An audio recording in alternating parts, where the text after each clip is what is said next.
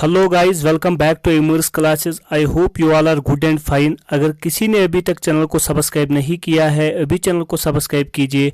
जैसा कि आपको मालूम है कि जो भी स्टूडेंट जेके एसएसबी के डिफरेंट एग्जाम्स के लिए प्रिपेयर कर रहे हैं, इन स्टूडेंट्स के लिए हमने एक सीरीज़ लाई है, जनरल साइंस एमसीक्यू सीरीज़। इसके हमने पिछले 4 वीडियोस अपलोड किए हैं। आज के वीडियो में हम मेटल्स और नॉन मेटल्स, जो एक टॉपिक रहता है जनरल साइंस में, मेटल्स एंड नॉन मेटल्स के 12 मोस्ट इंपॉर्टेंट क्वेश्चन और 12 मोस्ट एक्सपेक्टेड क्वेश्चन डिस्कस करेंगे। वीडियो को लास्ट तक देखना, ये इंपॉर्टेंट वीडियो है, ठीक है। Question number 1, which among the following non metal is liquid in nature? इनमें से कौन सा नॉन मेटल है जो लिक्विड इन नेचर है? आपको क्या याद रखना है, जो भी नॉन मेटल्स होते हैं वो यूजुअली या तो गैसेस होते हैं या सॉलिड्स होते हैं। जो भी नॉन मेटल्स होते हैं ये रूम टेम्परेचर पर यूजुअली या तो गैसेस होते हैं या तो सॉलिड्स। लेकिन एक नॉन मेटल है जो रूम टेम्परेचर पर क्या है, लिक्विड। कौन है वो? ब्रोमीन। ये आपको याद रखना है, bromine is the only non metal which is liquid in nature at room temperature, ठीक है। अब हम क्वेश्चन नंबर 2 देखते हैं। The only metal which is liquid at room temperature, ठीक है। जैसे मैंने पहला क्वेश्चन डिस्कस किया, उसी तरह ये भी देखिए, मेटल्स जो होते हैं रूम टेम्परेचर पर सॉलिड्स। इनमें मेटालिक बॉन्डिंग होती है, उसकी वजह से ये होते हैं रिजिड और होते हैं सॉलिड्स की शक्ल में। लेकिन ओनली मेटल, एक वाहिद मेटल है जो रूम टेम्परेचर पर क्या है, लिक्विड। खाली एक मेटल है जो लिक्विड है रूम टेम्परेचर पर, बाकी मेटल्स है सॉलिड्स। वो कौन है? आपको याद रखना है, वो है mercury. Mercury is the only metal which is liquid at room temperature. बाकी जो भी मेटल्स है वो रूम टेम्परेचर पर क्या है, सॉलिड, ठीक है। अब हम क्वेश्चन नंबर 3 देखते हैं। विच among the following metal can easily कटेड with a knife? यानी कौन सा इनमें से मेटल है जिसको हम आसानी के साथ नाइफ, चाकू से काट सकते हैं? ये आपको याद रखना है, जो अल्कली मेटल्स है, अल्कली मेटल्स में जो 3 मेटल्स है, लिथियम, सोडियम, पोटेशियम। कौन? Lithium, sodium, potassium. ये सॉफ्ट मेटल्स होते हैं। क्या होते हैं? Soft metals. ये होते हैं सॉफ्ट मेटल्स, ठीक है। इनको हम आसानी के साथ काट सकते हैं नाइफ के साथ, ठीक है। ये आपको याद रखना है। फिर क्या आएगा इसका जवाब? एस्टाटीन नहीं, सिल्वर नहीं, बिस्मथ नहीं, पोटेशियम। ये 3 अल्कली मेटल्स है जिनको हम आसानी के साथ नाइफ से काट सकते हैं, लिथियम, सोडियम और पोटेशियम। अब हम क्वेश्चन नंबर 4 देखते हैं। विच of the following oxide is an amphoteric oxide? यानी इनमें से एम्फोटेरिक ऑक्साइड कौन सा है? मैं आपको बताता हूं। ऑक्साइड्स 4 टाइप के होते हैं, ठीक है। ऑक्साइड्स जो होते हैं उनके कितने टाइप होते हैं? 4, ठीक है। एक होते हैं बेसिक ऑक्साइड्स, एक ऑक्साइड्स होते हैं एसिडिक ऑक्साइड्स, और एम्फोटेरिक और न्यूट्रल ऑक्साइड्स, ठीक है। आपको याद रखना है, ऑक्साइड्स की 4 कैटेगरी है, या तो वो बेसिक के नेचर के होंगे, या एसिडिक नेचर के होंगे, या एम्फोटेरिक नेचर के होंगे, या न्यूट्रल नेचर के होंगे। आपको ये बात याद रखना है कि जो मेटल के ऑक्साइड्स होते हैं वो होते हैं बेसिक इन नेचर।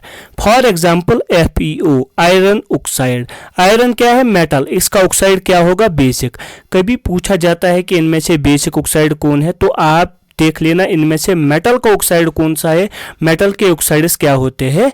नेचर, ठीक है। एसिडिक नेचर नॉन मेटल के ऑक्साइड्स होते हैं। एक सिंपल सी एग्जांपल देता हूं मैं आपको, CO2, carbon dioxide. CO2 gas जो होता है, कार्बन क्या है? Non metal. तो CO2 क्या है? नॉन मेटल का ऑक्साइड, ठीक है। ये क्या होगा फिर? Acidic in nature. ऑक्साइड आपको मालूम है क्या है? जब भी कोई मेटल या नॉन मेटल ऑक्सीजन के साथ रिएक्ट करता है, फिर जो कंपाउंड बनता है ऑक्सीजन के साथ, उसको हम कहते हैं ऑक्साइड। मेटल के ऑक्साइड्स होते हैं basic in nature, non metal के ऑक्साइड्स होते हैं acidic in nature. Very important topic है ये, इस पर क्वेश्चंस आते हैं। एम्फोटेरिक ऑक्साइड्स होते हैं कौन से ऑक्साइड, कौन बनाते हैं? मेटालॉइड्स।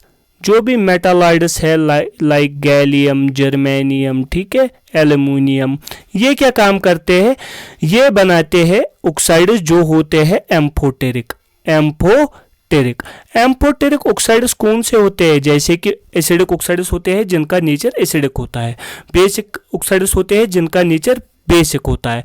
एम्फोटेरिक ऑक्साइड्स वो ऑक्साइड्स होते हैं जिनका बोथ एसिडिक और बेसिक नेचर होता है। क्या होता है? Both acidic and basic nature. क्या मतलब इनका दोनों नेचर होता है। अगर ये कभी एसिड के साथ रिएक्ट करेंगे तो ये खुद बेस की तरह काम करेंगे। अगर ये कभी बेस के साथ रिएक्ट करेंगे तो खुद किसकी तरह काम करेंगे?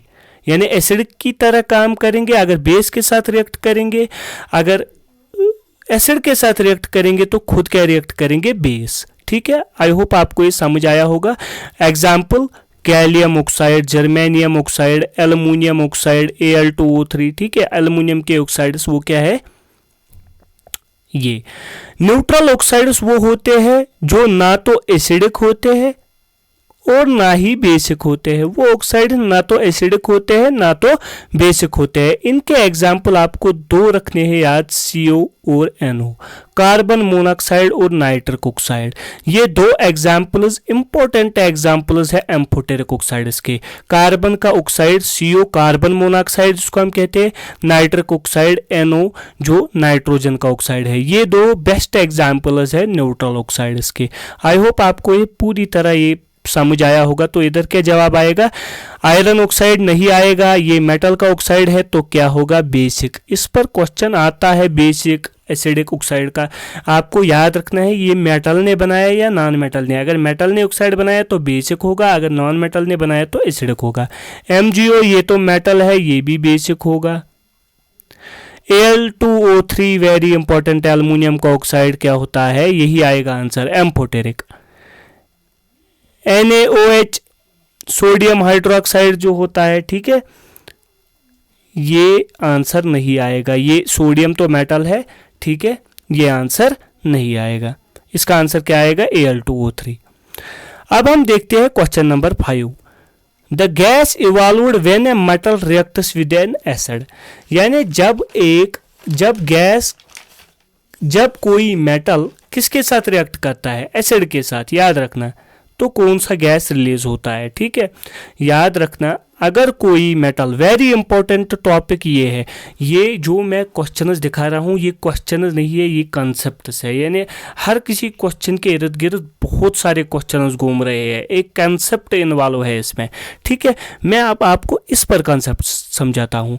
अगर कभी भी कोई मेटल किसी डाइल्यूट एसिड, डाइल्यूट मीन जो ज़्यादा, जिसमें वाटर की कंसंट्रेशन ज़्यादा हो, यानी एसिड उतना ताकतवर नहीं हो, अगर कभी भी मेटल डाइल्यूट एसिड के साथ रिएक्ट करेगा तो कौन सा गैस रिलीज होगा? H2 gas. ये आपको याद रखना है। हाइड्रोजन गैस तब रिलीज होता है जब मेटल डाइल्यूट एसिड के साथ रिएक्ट करता है। लेकिन एक बात याद रखनी है कि अगर कभी ऐसा हुआ कि मेटल ने रिएक्ट किया किसी डाइल्यूट एसिड के साथ तो क्या रिलीज होगा? H2।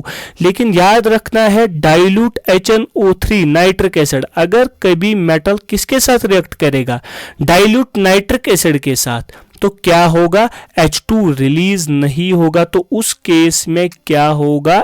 NO nitric oxide release होगा। ये आपको याद रखना है कि अगर कोई भी डाइल्यूट एसिड होगा, उसने मेटल के साथ रिएक्ट की तो H2 गैस रिलीज होगा। लेकिन अगर कभी किसी मेटल ने डाइल्यूट HNO3 के साथ रिएक्ट किया तो H2 के बजाय क्या रिलीज होता है? NO nitric oxide, nitric. लेकिन इसमें भी एक्सेप्शंस है, इसमें भी एक्सेप्शंस है। दो मेटल है मैग्नीशियम एंड मैग्नीज, ये दो मेटल है, अगर ये कभी इसके साथ रिएक्ट करेंगे तो ये दोनों H2 रिलीज करते हैं। फिर से मैं बताता हूं, अगर मेटल कभी रिएक्ट करेगा डाइल्यूट एसिड के साथ तो H2 निकलता है, कोई भी डाइल्यूट एसिड। लेकिन एक डाइल्यूट एसिड है डाइल्यूट नाइट्रिक एसिड, अगर इसके साथ मेटल ने रिएक्ट किया तो H2 के बजाय क्या रिलीज होता है, nitric acid NO।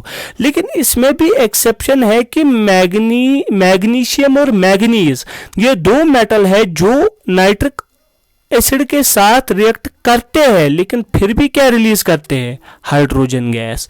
Very important है। जैसे आपने सुना होगा केमिस्ट्री सब्जेक्ट ऑफ एक्सेप्शन, जहां पर इन एक्सेप्शंस को भी आपको याद रखना है, ठीक है। इन्हीं एक्सेप्शंस पर ज्यादा क्वेश्चंस आते हैं, ठीक है।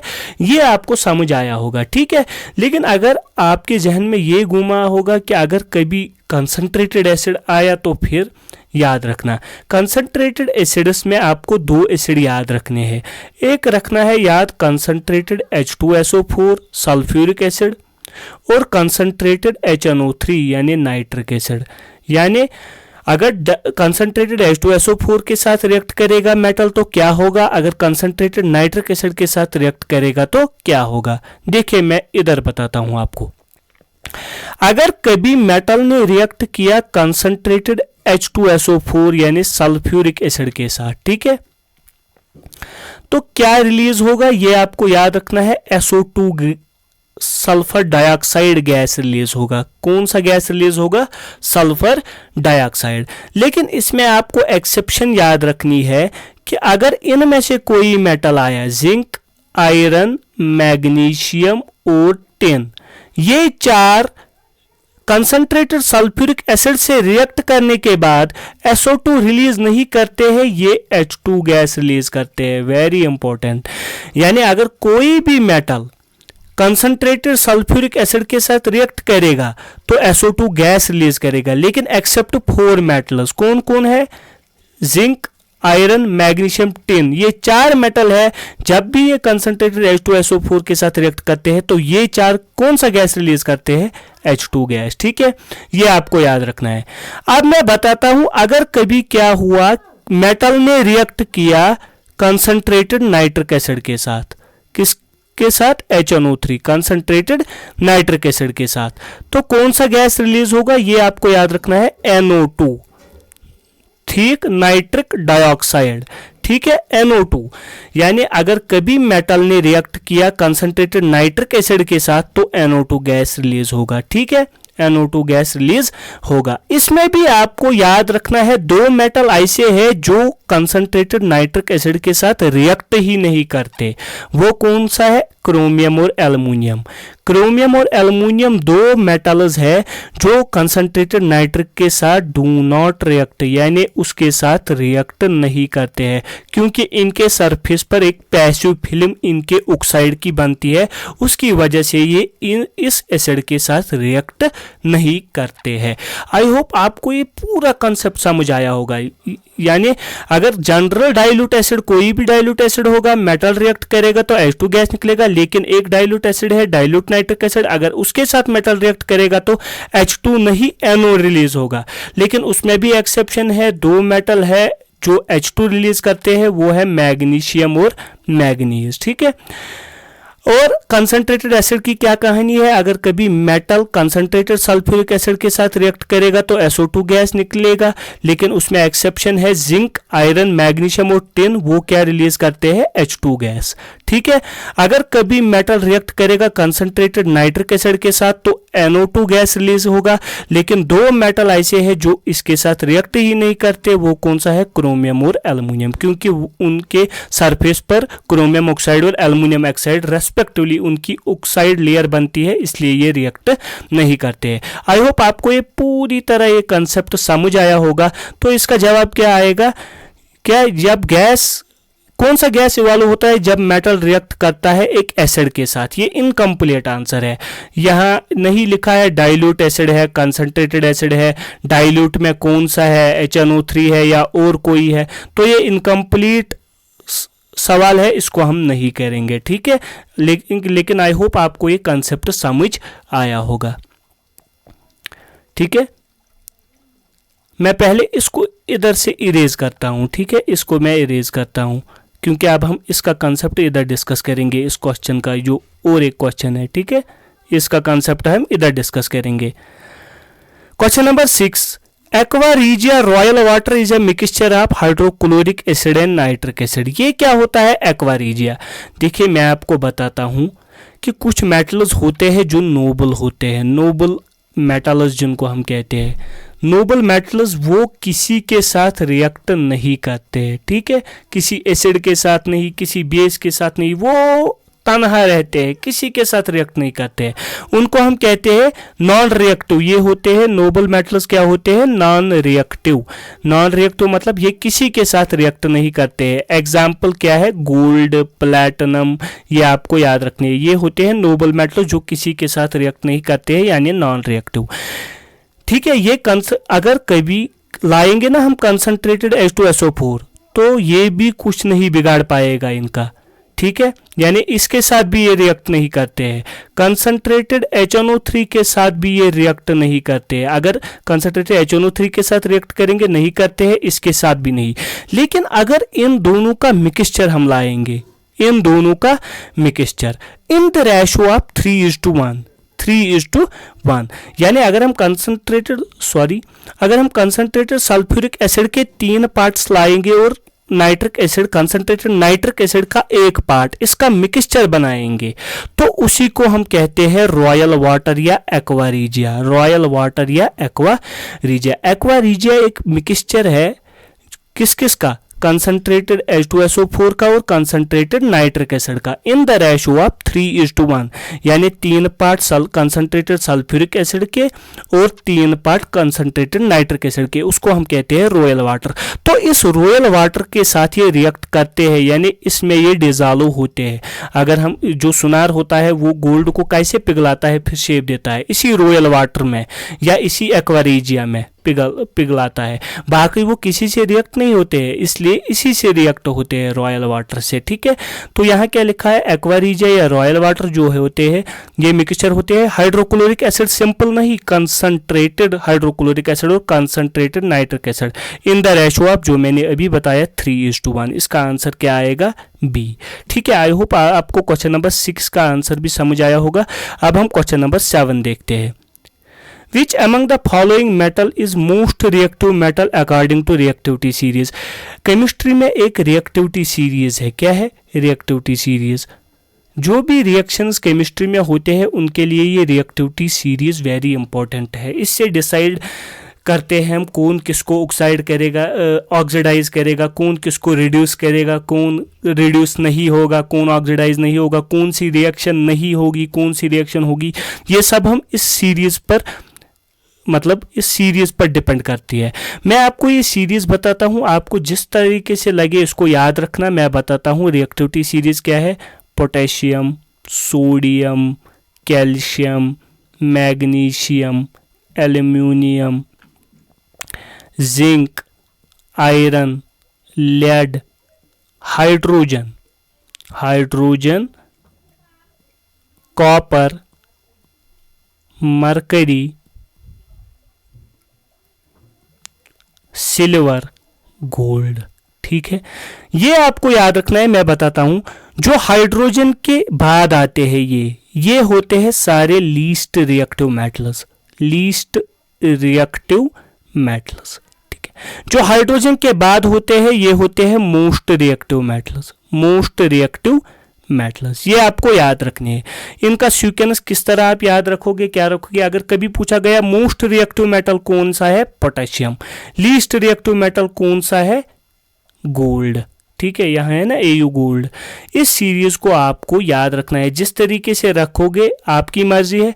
कभी कभार क्या पूछा जाता है, 2-4 ऑप्शन में दिए जाते हैं कौन सा ऑर्डर करेक्ट है, ठीक है, इस तरह भी पूछा जाता है। कभी पूछा जाता है इनमें से कौन सा सबसे ज्यादा रिएक्टिव है। ये मैंने डिक्रीजिंग ऑर्डर में रिएक्टिविटी की सीरीज लिखी, यानी सबसे ज्यादा रिएक्टिव है पोटेशियम, फिर है सोडियम, फिर कैल्शियम, सबसे लीस्ट रिएक्टिव है गोल्ड, ठीक है। आई होप आपको ये समझ आया होगा। तो इसका जवाब क्या आएगा, which among the following is the most reactive metal according to reactivity series. तो सीधे आएगा पोटेशियम, वो तो सबसे रिएक्टिव है, ठीक है। अब हम क्वेश्चन नंबर 8 देखते हैं। Brass is an alloy of, brass एक एलॉय है। एलॉय आपको याद रखना है, ये एक होमोजीनस मिक्सचर होता है। क्या होता है, होमोजीनस मिक्सचर, होमोजीनस मिक्सचर होता है। या तो ये होमोजीनस मिक्सचर होता है 2 मेटल्स का, या तो ये होमोजीनस होता है एक मेटल का और एक नॉन मेटल का, ठीक है। ये होमोजेनस मिक्सचर होता है, जैसे आपने पढ़ा होगा हेट्रोजेनस मिक्सचर, होमोजेनस मिक्सचर। ये क्या होता है? Ally homogeneous mixture.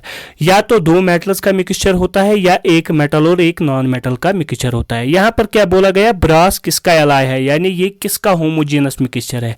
ये आपको याद रखना है। ब्रास जो है वो कॉपर और जिंक का है, ठीक है। इसको मैं अब इरेज करता हूं। इधर जो मैंने लिखा, आई होप आपको ये समझ आया होगा। होमोजेनस मिक्सचर दो मेटल्स का या एक मेटल और नॉन मेटल का। इसका आंसर क्या आएगा? कॉपर और जिंक, यानी ब्रास एक एलाई है कॉपर और जिंक का, दो मेटल्स का।